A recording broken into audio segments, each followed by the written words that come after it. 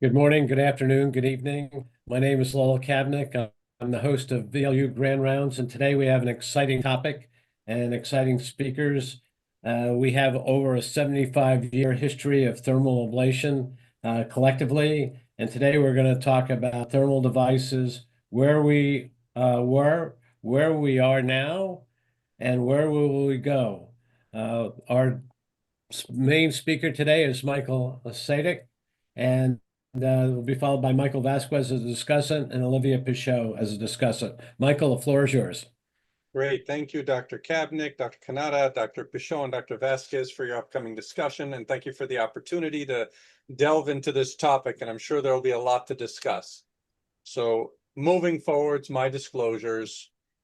So the chronic venous insufficiency landscape started out fairly monotone, high ligation and stripping, and it has evolved into a much more complex thing to address the full spectrum of pathology from aesthetic to severely debilitating wounds. We deal with outflow obstruction, deep vein reflux, but today and for this session, the focus is on superficial reflux and particularly thermal. And it's critical to note one of the most important advances with all of this was the move from the hospital setting to the ambulatory setting. A lot of this was allowed just by the use of ultrasound as well as the use of tumescent anesthesia, which allowed you to numb a vein entirely so that you could do this safely at the bedside in the office. There have been two heavyweights, if you will, in the thermal ablation space, radiofrequency and laser, and we'll go a little bit into each topic. So where were we?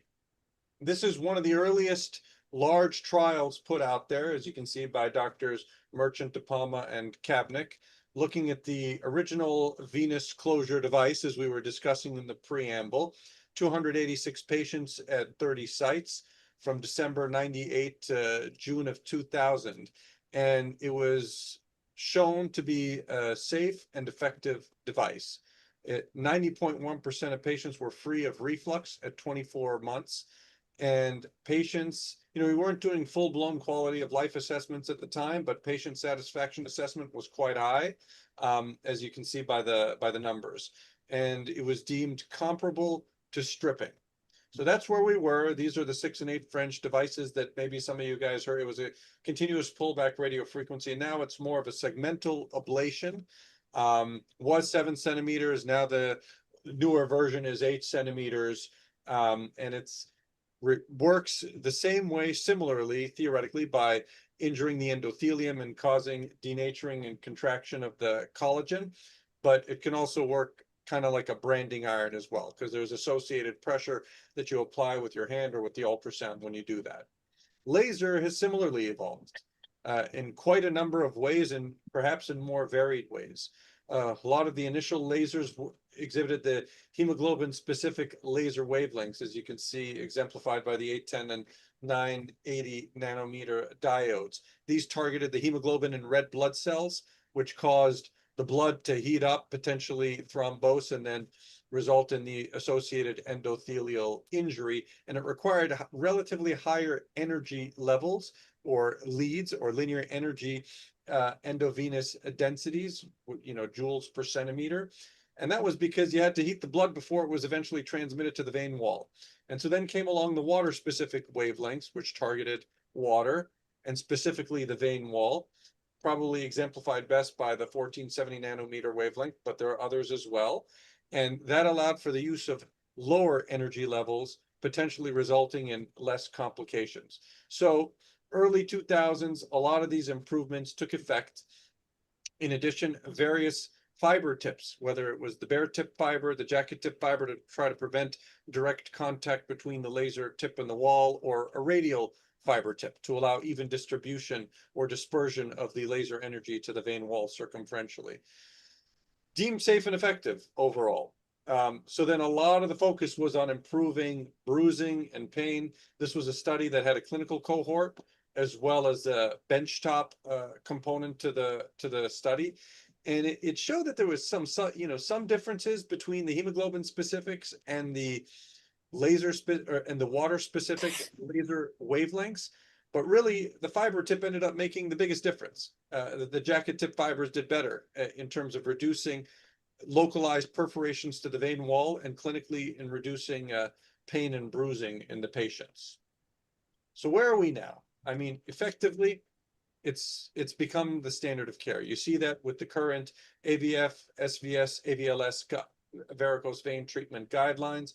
You see it in the European Society for Vascular Surgery 2022 clinical practice guidelines for chronic venous disease in the lower limbs, and there are multiple other guidelines as well. So where are they in the guidelines specifically? Again, these are broad-based documents, so these are just snippets showing you that for the treatment of GSV, there's at least clinical equipoise. So these are the AVF, SVS, AVLS guidelines. Clinical equipoise between thermal and non-thermal, with a grade 1B recommendation for the GSV, a grade 1C recommendation for the small saphenous, and a grade 2C for the anterior accessory or the posterior accessory great saphenous veins. The interesting thing with the guidelines is they kind of hint at how useful and how effective thermal ablation is. So if the vein is particularly large, as you see in 5.2.7, maybe EVLA or RFA is better than non-thermal. But with the caveat, these are thermal techniques that burn. You want to avoid them if, you want to avoid these techniques if you're epiphyseal or too close to the skin, or if you're too peripheral, like more than a hand's breadth below the knee, where you might run the risk of thermal injury or nerve injury. The European guidelines fairly closely mimic, although they acknowledge slightly stronger data for the endovenous thermal ablation. And this is a nice tree diagram which shows, and again, the top corner is great saphenous. This is small saphenous, where you have it as a class 1A for endovenous thermal, and then the non-thermals and high ligation come in at 2A, MOCA, etc. And similarly for small saphenous vein with endothermal as the initial. And again, a lot of it is shared decision making, and that allows for a certain amount of latitude in the decision making and practitioner experience as well. So what's the point of all this? So we know that these things have evolved. Have they been effective?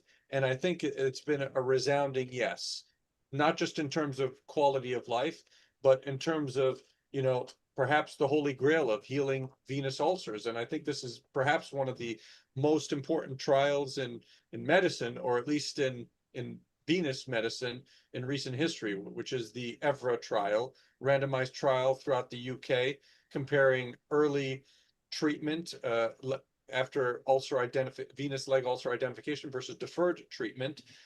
So healed ulcers or waiting at least 6 months. And they included thermal and non-thermal in their cohorts and showed that early intervention was better at achieving cumulative healing rate of venous leg ulcers. Is it safe? It's been safe in a variety of different scenarios. This was a study we put together. There have been others showing that with warfarin or DOACs, you get similarly good efficacy with low recanalization rates and low complication rates. Furthermore, in patients with a history of deep vein thrombosis, and we've also shown this with deep vein reflux, when you look at the National VQI Varicose Vein Registry, there might be a slightly higher recanalization in the DVT cohorts, but in terms of VCSS hasty scores, patients uniformly improve. So in a variety of clinical scenarios, endothermal ablation has done exceptionally well. So what could possibly go wrong? Well, I don't know if it went wrong, but this has been always a little bit of a hiccup with thermal ablation, was this concept of endothermal or endovenous heat-induced thrombosis. The classes are as listed. 1 goes to the saphenofemoral or saphenopopliteal junction. 2 goes into the deeper vein, but less than 50%. 3 beyond 50%, and 4 occlusive. So there have been a variety of studies. We highlight some of the keys of diagnosis and management of endothermal heat-induced thrombosis in the guidelines published by the AVF and SVS in 21. This was a nice summation at the UIP, and you can see a reiteration of those guidelines here. And again, a huge amount of latitude in treatment. No treatment essentially for class 1, class 2, basically dealer's choice, low risk versus high risk, perhaps treat it, in certain unique circumstances. 3, anticoagulate until resolution, and 4, treatment as if it's a DVT. So the current future, there have been additional iterations to thermal ablation. Steam has been another thing that's starting to garner or obtain a little bit of data because it's consistency and not delivering too much energy. We were talking with Dr. Pichot prior to starting about endovenous microwave ablation, which I didn't include in the slides. So a variety of techniques. I also wanted to highlight HIFU, or extracorporeal thermal ablation with high intensity focused ultrasound, an initial series that showed, low recanalization rates and good VCSS improvement over time. So this is really the purely incisionless treatments, or what we're thinking is going to be the future. So the whole goal with all of this is to maintain the safety, efficacy, and durability, and to continue to improve the patient experience. So what does the future hold? Less or no tumescent thermal devices, perhaps, which deliver energy even more efficiently to the vein wall, but keep the heat to a low enough extent that tumescent is not required. Initially, and that's why I used the Back to the Future title, catheters were thought to potentially restore vein valve function by heating and causing slightly better apposition of the vein valves. Perhaps that is going to be a target or a potential for future treatment. And then improved imaging, robotics, artificial intelligence, automatic pullback devices. I think no matter how you look at it, the future of thermal is hot. Thank you. Thank you, Michael. That was awesome. I'm going to go right to Michael Vasquez for comments and/or questions. There are some in the chat box. Go ahead, Michael. All right. Well, thank you, Michael, as a awesome overview. I can't say that I really have any questions. Maybe a couple additions. No slides to present, but I'm so glad that you mentioned the Evra trial, because in my experience, for sure, that early intervention for patients with ulcers, even with active ulcers, is important. We don't need to wait till they're healed prior to engaging in the at least that properly selected patient to treat that reflux. Couple experiences I have. I have an experience with the closure fast technology. They have there's a new newer 6 French. It's really the only newer iteration of the device that's been started. Their smaller, sleeker catheter is able to traverse some of those tortuous segments or narrowed segments in a vein that you might not expect better. Or for those patients, I'm sure that we've all had them, that occasionally have a spasm in the vein when you first access, and that can be very grabby on the vein, and that sleeker catheter has been useful to me, as well as the shorter catheter for short segments of veins. We have those recurrent patients that have anterior saphenous or shorter segments of a saphenous tributary or saphenous vein with large tributaries off of it, that you can use that smaller catheter for those segments effectively. Michael, Yeah. Michael, can I get in here for a moment? Yeah. You're mentioning one particular device product. Are you familiar with Venclose? The other RF? I am. I haven't used it, but I am familiar with it, and I'm curious to know more what you have to say about that, because I know that you can change the length of the radiofrequency energy put into it, and that I'm sure that has a great usefulness. Yes, Yeah. with Venclose, you can choose between 2.5 centimeter heating element or 10 centimeters. So it's usable for treatment of great saphenous vein, as well as a small saphenous and anterior saphenous vein. So What that's about the perforator device, Olivier? Has there been any updates on that? I have no experience with perforating veins treatment with radiofrequency. There is a stylet, but it's quite difficult to use, and I have no experience with that. So in the US, there is another perforator device, RF, and it is called the Maven, and it is a flexible catheter, just like the RF, so to speak. It's not a stylet. It's a half a centimeter thermal delivery system that goes through a 12 gauge angiocath.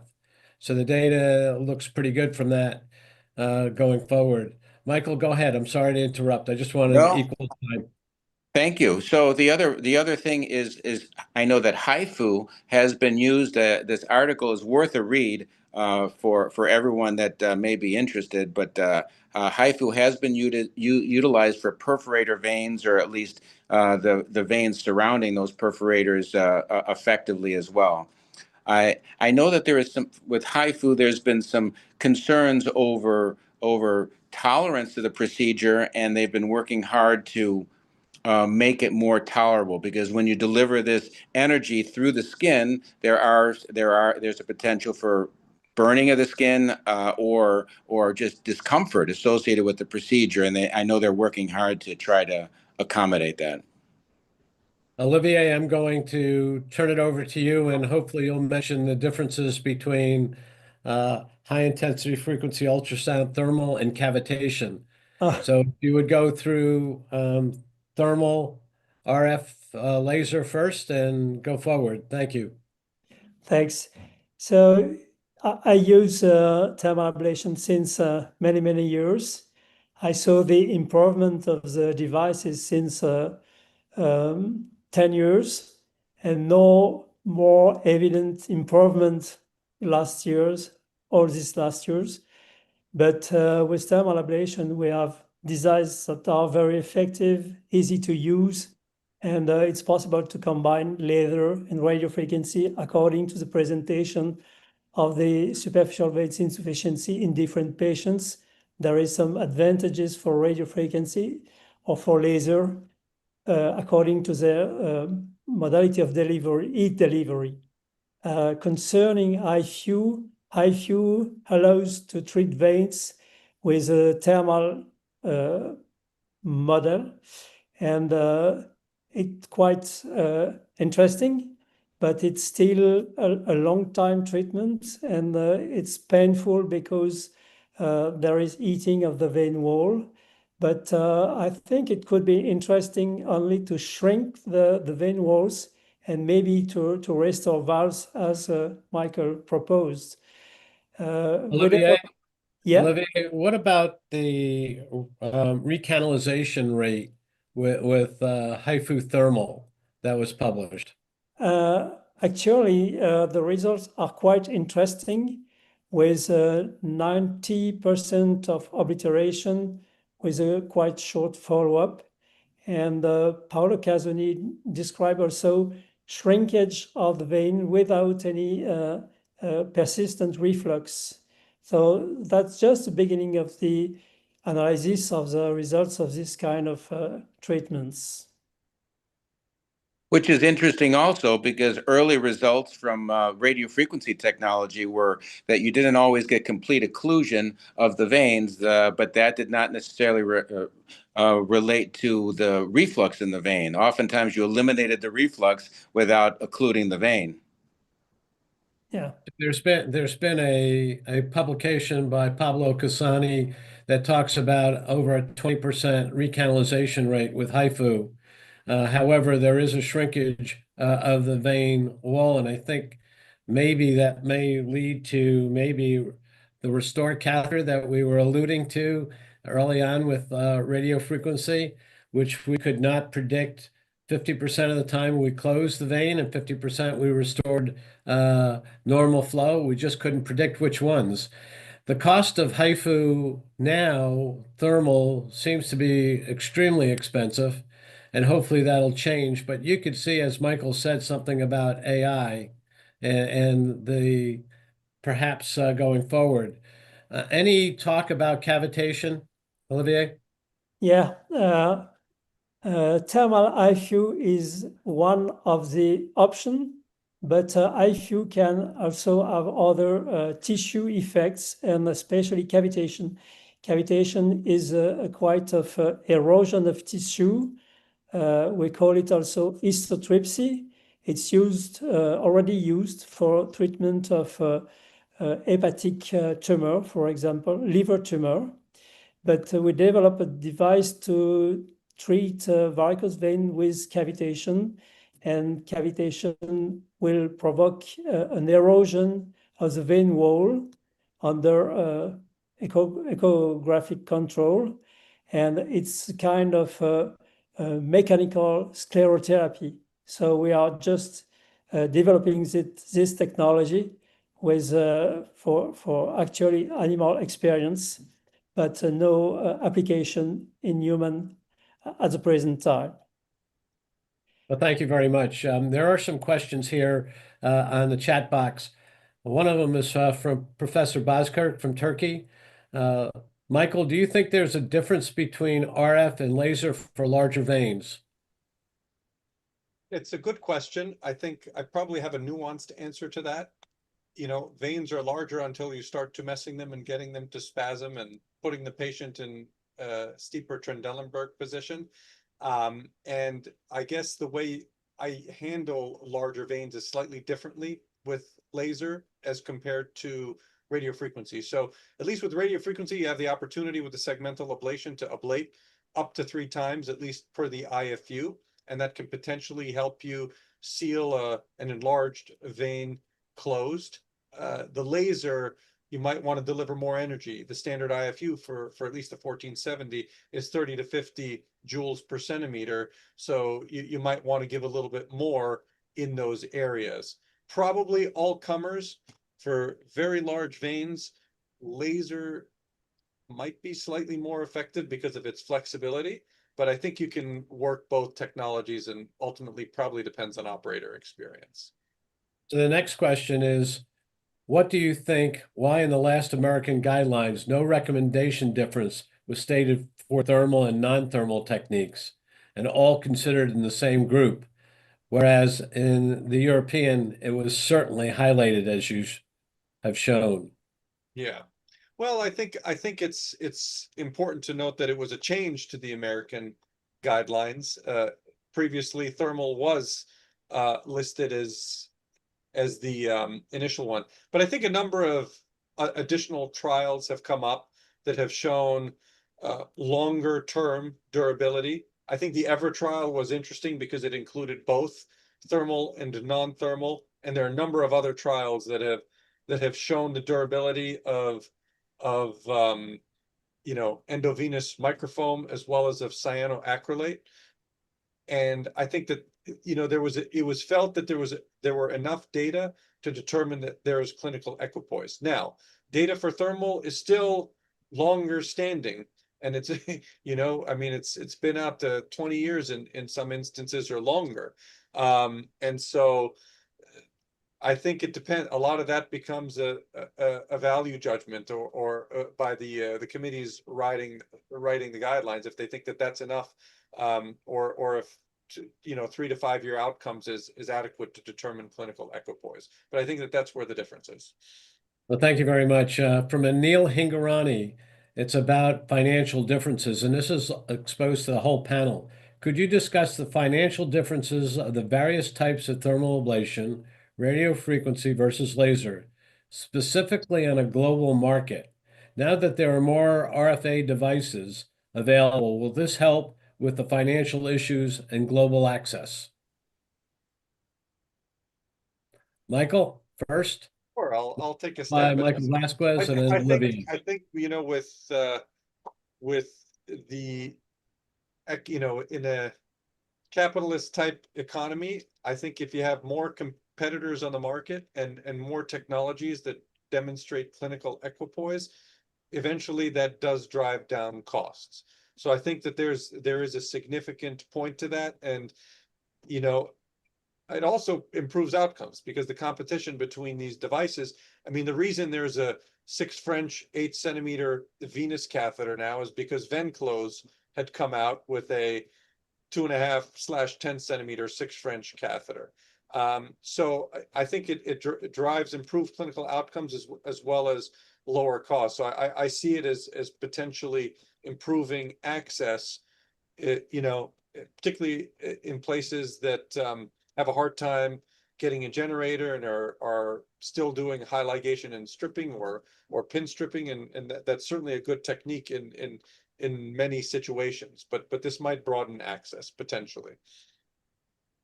Michael Vasquez. Yeah, I don't have much to add to that. I do know that it is important that even with newer technologies, that you always you want to make sure you maintain your clinical